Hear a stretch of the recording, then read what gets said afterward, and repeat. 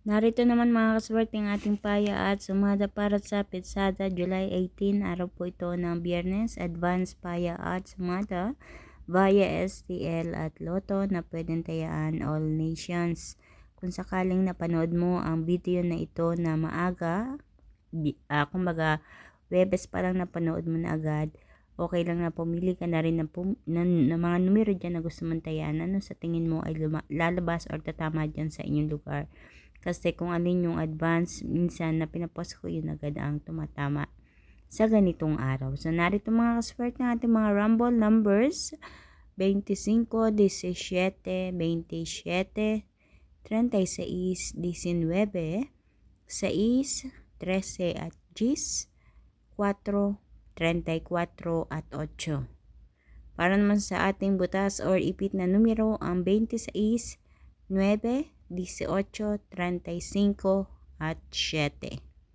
Sa ating lucky pampiyang, meron tayong dalawang numero dito, 8, 8, 9, 9. At sa ating lucky tips pares, na ako mismo nagpares nito mga kaswerte, kinuha ko sa mga numero ng diyan sa taas, ang 14, 25, 9, 35, 17, 26 at 16.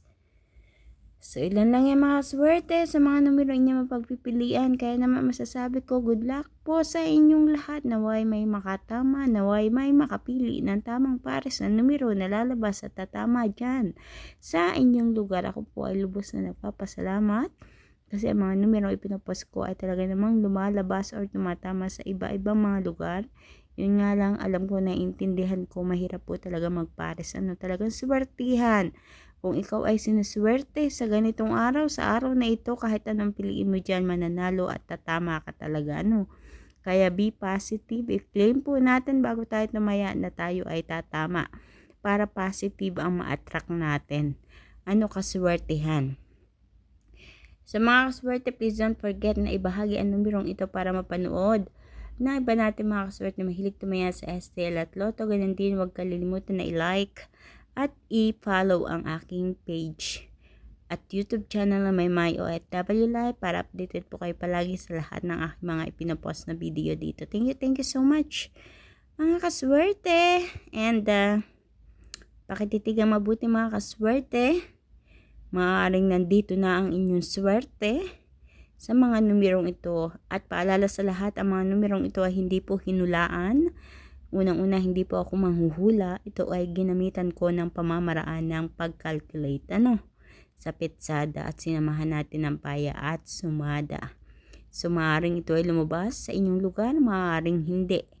Kaya naman hindi ko sinasabing ito ay sure ball. Hindi po ito sure ball palagi, So nagkakataon talaga at sinuswerte na ito ay lumalabas sa iba-ibang mga lugar.